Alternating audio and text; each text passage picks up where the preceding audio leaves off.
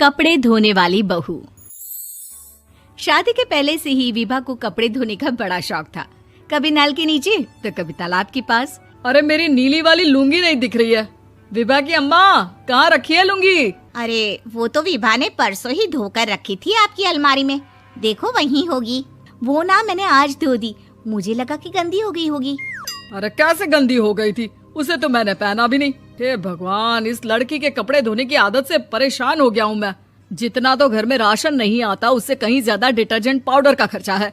इसकी शादी करवा दो, शादी जाए अपने घर में ही करे काम, फिर चाहे घर के कपड़े धोने हो या पूरे गांव के। हाँ ठीक बोल रही हूँ, देखता हूँ मैं कोई लड़का। वो दिन भी आ जाता है जब विभा को देखने लड़के वाले आ जाते हैं। लड़की मुझे अच्छी लगी। होने वाली सास कहती है, बेटी अगर कुछ पूछना है तो पूछ लो। वैसे तो हमारी लड़की बहुत ही शर्मीली है, जो बोल दो वो मान लेती है, इसे क्या पूछना होगा। अरे कैसी बात कर रही हो माँ, मुझे इन लोगों के घर रहना है, सवाल तो कई है। हाँ हाँ बेटा, पूछ लो ना, क्या पूछना है। आप लोगों के घर कपड़े कौन धोता है? सास का मुंह बन जाता है। देखो, अगर तुम ये कहना चाहती हो कि तुम्हें कपड़े धोने नहीं आते तो सुन लो, कपड़े मैं ही धोती हूँ, लेकिन तुम्हारे आ जाने के बाद मैं रुमाल तक नहीं धोऊंगी। अरे चुप रहना भाग्यवान, बहू बेचारी घर आई नहीं, उसे डराना शुरू कर दिया। वो क्या है ना बिटिया, अभी तक तो ये कल्लू की माँ ही धोती थी, लेकिन अब तुम्हारे पापा तो दहेज में वॉशिंग मशीन देंगे ही।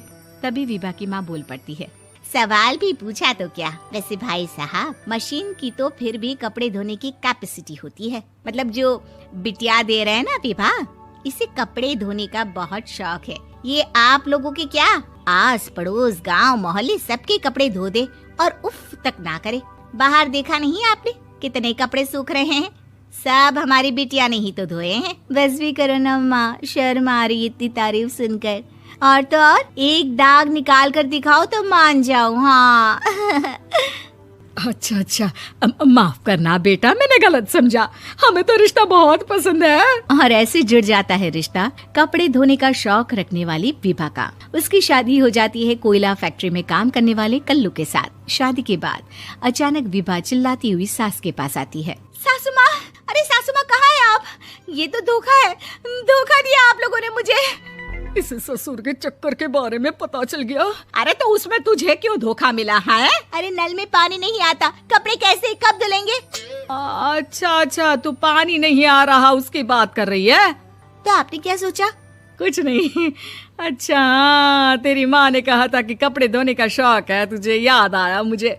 शौक बोलकर कपड़े धोने वाले मेरे जुनून को कम ना आके सासू माँ, कपड़ा धोना मेरा गुरूर है। तभी पति भी वहाँ आ जाता है। अभी मैंने इसे सनी देओल की फिल्म दिखाई है, उसी के डायलॉग मार रही है माँ। अच्छा सुन, साफ साफ बता रही हूँ, पानी सुबह 4 से 6 और शाम को 10 से 12 आता है, समझी? विभा टाइमिंग सुनकर हैरान हो जाती है। ये क्या भूतों का मोहल्ला है? सुबह 4 बजे उठकर कौन कपड़े धोता है? 4 बजे टंकी में पानी जाता है, फिर सारा दिन धोना ना, किसने मना किया? अरे कैसी बात कर रही हैं? 200 लीटर की टंकी में कितने कपड़े धो लूंगी मैं? सुबह ही उठ जाऊंगी मैं। अब क्या था, विभा सुबह 4 से लेकर रात के 12 बजे तक कपड़े ही धोती रहती। एक रोज सास पड़ोस से निकलकर कहीं जा रही होती है कि साथ वाली कहती है, हाँ कल्लू की माँ, जरा ये बताओ कि 2 साड़ी है, 2 ब्लाउज और एक पेटीकोट और एक नाड़े वाला लंबा कच्छा। हाँ तो? अरे तो क्या, कितना लोगी धुलाई ये बताओ। धोबन दिख रहे हैं हम क्या? हमारे पति सरकारी नौकरी से अभी रिटायर हुए हैं और बेटा सुपरवाइजर है कोयला फैक्ट्री में। धोबन समझ रखा है हमें?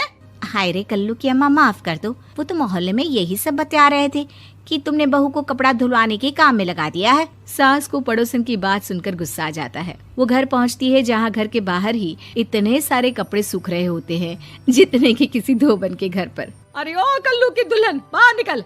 माँ जी यहीं आ जाओ, बाथरूम में चादर धो रहे हैं हम। अरे अभी हम धोते हैं, तुमको बाहर निकलो। ये आस पड़ोस वाले बोल रहे हैं कि हम बहू से कपड़े धुलवा कर उसे कपड़ा धोने वाली बना दिए हैं। अरे छोड़ो ना माँ जी, किन लोगों की बातों में आती हो? आस पास के लोगों का तो काम ही होता है कि वो किसी तरह सास बहू को लड़ा दे। बहू सारे घर के कपड़े धोती है, ये क्या कम है? बोलिए। सास को भी लग जाता है कि वो बहू का ये सनकीपन नहीं छुड़वा सकती, इससे अच्छा है कि खुद ही चुप हो जाए। एक रोज सास और बहू मंदिर जाते हैं, जहाँ सास की साड़ी वहाँ खड़ी भीख मांगने वाली से मिलती है। माँ जी क्या बात है, आपकी साड़ी उस भिखारन से कितनी मिल रही है ना? हाँ हाँ, देखो तो दोनों की साड़ी मिल रही है। क्या बात है कल्लू की अम्मा, तुम खुद को तो अफसर की बीवी बताती हो और ऐसी सिंपल सी प्लेन साड़ी पहनकर घूमती हो। सिंपल और प्लेन नहीं है ये साड़ी। तो क्या सोने के धागे से फूल बने हैं? कुछ भी सासू माँ, कुछ भी। हाँ, बने थे इस साड़ी में सोने के धागे से फूल। मेरे पति लेकर आए थे मद्रास से स्पेशली मेरे लिए 10,000 की। ताहे भाई साहब इस भिखारन के लिए भी सेम टू सेम साड़ी लेकर आए होंगे 10,000 की। सास उस वक्त कुछ नहीं कहती, लेकिन बहू के साथ घर आती है और अलमारी से एल्बम निकाल कर लाती है। ये साड़ी देख रही है, ये वही साड़ी है जिसे मैंने अभी पहना था।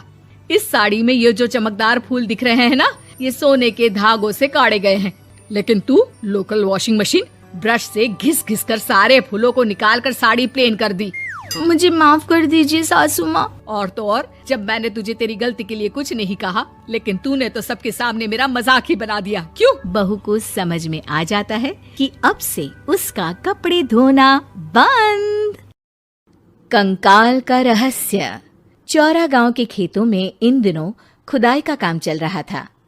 असल में इसी गांव से होकर एक अच्छी सड़क गुजरनी थी, इसलिए यहाँ खुदाई शुरू की गई थी।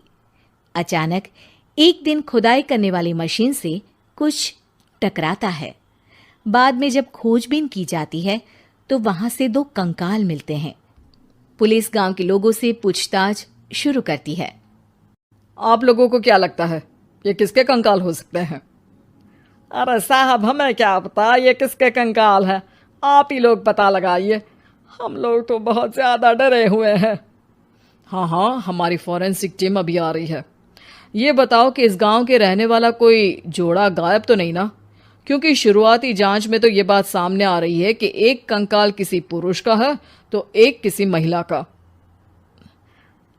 साहब, हमें तो बहुत डर लग रहा है। ऐसे कंकाल मिलने का मतलब गांव के आसपास ही किसी की हत्या हुई है या फिर किसी को जलाकर मार डाला गया है। हाँ साहब, हम अपने परिवार को लेकर बहुत ही ज्यादा परेशान हैं। देखिए, आप लोगों की परेशानी हम समझ सकते हैं, लेकिन आप लोगों को पुलिस का सहयोग करना होगा, क्योंकि आपके सहयोग के बगैर हम ये पता नहीं लगा सकते हैं कि आखिर ये किसके कंकाल है और इनकी हत्या किसने की। ठीक है साहब, गांव के लोग आपका पूरा सहयोग करेंगे। हाँ साहब, पूरा सहयोग करेंगे। तो फिर ठीक है, हम अपनी जांच शुरू कर देते हैं। कुछ दिन बाद जांच रिपोर्ट आ जाती है। पता चलता है कि ये कंकाल करीब 20 साल पुराने हैं, यानी 20 साल पहले किसी जोड़े की हत्या कर शव को यहाँ पर दबा दिया गया था। इंस्पेक्टर राघव, ये बताओ कि 20 साल पहले की मर्डर मिस्ट्री क्या अब सुलझ सकती है? हाँ हाँ सर, क्यों नहीं, लेकिन अब सबूत और गवाह काफी मिट गए होंगे। मुश्किल तो होगी, लेकिन शायद किसी परिवार को इंसाफ मिल सके। इंस्पेक्टर राघव, आप बिल्कुल सही कह रहे हैं। किसी परिवार को तो इंसाफ मिलेगा ही और किसी को उसके किए की सजा भी मिलेगी। जी सर, मैंने तो जांच शुरू भी कर दी है। 20 साल पहले इस गांव के 2 जोड़े अचानक कहीं गायब हो गए थे। मैंने दोनों ही परिवारों के बाकी के सदस्यों से बातचीत शुरू की तो उन्होंने बताया कि उनके बच्चे शहर गए थे, लेकिन आज तक वापस नहीं लौटे हैं।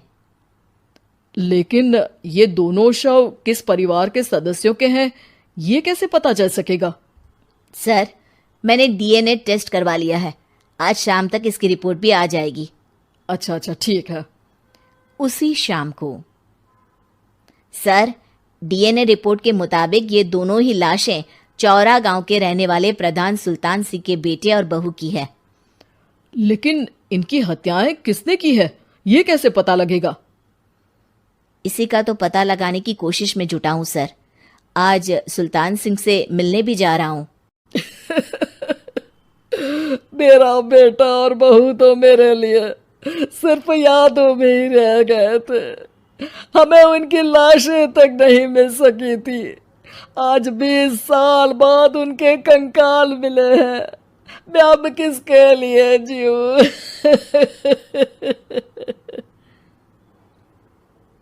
लेकिन सर, क्या आपकी किसी से कोई दुश्मनी थी? अपने बेटे बहू की हत्या के लिए आप किसे जिम्मेदार मान रहे हैं? अब मैं किसका नाम बोलूं? मेरी तो किसी से दुश्मनी नहीं थी, बस मेरे बेटे बहू को कोई वापस ला पाता।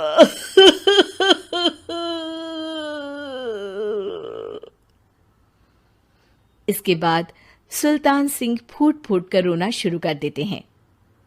सर, अब आप इनका अंतिम संस्कार करवा सकते हैं। कम से कम इनका शरीर ना सही, इनका कंकाल तो आपको मिला है। लेकिन हाँ, अगर आपको कुछ भी याद आए तो जरूर बताइएगा। मेरी तो बेटा अब उम्र हो गई है, लेकिन मेरे बेटे और बहू के हत्यारों का जरूर पता लगाइएगा, क्योंकि जब तक हत्यारे पकड़े नहीं जाएंगे मेरा मन नहीं मानेगा। सर, हमारी पूरी कोशिश रहेगी हत्यारे को पकड़ने की। लेकिन एक बात बताइए, उस वक्त आपको किस पर शक गया था? उस वक्त मेरे एक ड्राइवर को पकड़ा गया था, लेकिन सबूतों के अभाव में उसे छोड़ दिया गया था। अच्छा, और ड्राइवर पर कैसे शक हुआ था? क्योंकि उस दिन ड्राइवर छुट्टी पर था। उस समय लेकिन लाश क्यों नहीं मिल सकी थी? उस वक्त पुलिस ने बहुत कोशिश की थी, लेकिन दोनों की डेड बॉडी नहीं मिल सकी थी। ठीक है, हमारी तफ्तीश चल रही है, मैं फिर आऊंगा। इसके बाद इंस्पेक्टर वहां से चला जाता है और सुल्तान सिंह अपने बेटे और बहू की याद में खो जाते हैं। कुछ दिन बाद सुल्तान सर, एक बात बताइए, जब आपके बेटे बहू की हत्या हुई थी, उसी के आसपास आपके ही गांव का रहने वाला एक और जोड़ा उसी वक्त गायब हो गया था ना? हाँ सर, अलका और अभिषेक, वो भी मेरे बच्चों जैसे ही थे। तो फिर वो कहाँ है?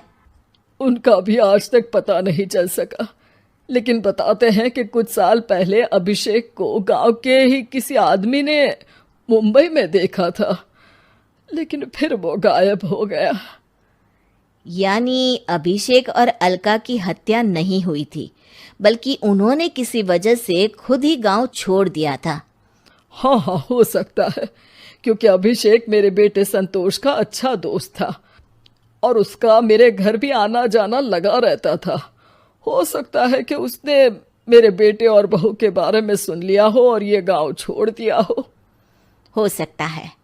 उनके परिवार का कोई अब नहीं रहता क्या इस गांव में? अब तो कोई नहीं रहता। एक चाचा थे, लेकिन उन्होंने भी अपना पुश्तैनी मकान बेच दिया है। वो भी अब कहीं शहर में ही बस गए हैं। ओह, अभिषेक और अलका के बारे में भी पता लगाना होगा। हो सकता है कि वही इस हत्या के बारे में कुछ बता सके। हो तो सकता है, लेकिन वो बेचारे तो खुद ही वक्त के मारे थे, वो क्या बताएंगे।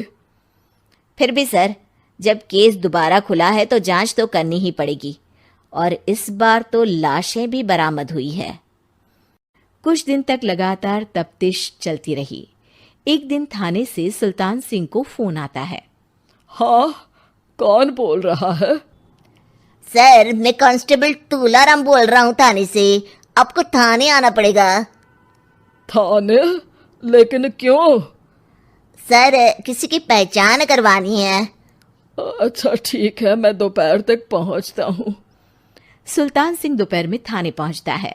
कई पुलिस के अधिकारी वहां मौजूद रहते हैं। सर, आपके बेटे की हत्या का रहस्य आज शायद सुलझ जाए। अच्छा इंस्पेक्टर राघव, पर वो कैसे? सर, उस आदमी को देखिए, क्या वही अभिषेक है? सुल्तान सिंह की आंखों में हैरानी से आंसू आ जाते हैं। हाँ सर, यही अभिषेक है। ये आपको कहाँ से मिला? सिर्फ अभिषेक ही नहीं, बल्कि इसकी पत्नी अलका भी इसके साथ है। मैडम, जरा अभिषेक की पत्नी को लाइए। जैसे ही अलका को पेश किया जाता है, सुल्तान सिंह जमीन पर गिर जाते हैं। सुल्तान सर, क्या हुआ आपको? आप अलका को देखकर गिर क्यों गए? सुल्तान सिंह सर पकड़कर बैठ जाते हैं। ये अलका नहीं, बल्कि ये तो मेरी बहू रितु है। पूरा थाना एक दूसरे का मुंह देखने लगता है। क्या? इसके बाद हर किसी को 2 कंकाल और हत्या का रहस्य समझ में आ गया। अभिषेक और रितु ने मिलकर संतोष और अलका की हत्या की थी और लाश को जमीन के नीचे दबा दिया था। आज 20 साल बाद इस हत्या का रहस्य खुल सका था कि अवैध प्रेम संबंध में 2 मासूमों की जान गई थी।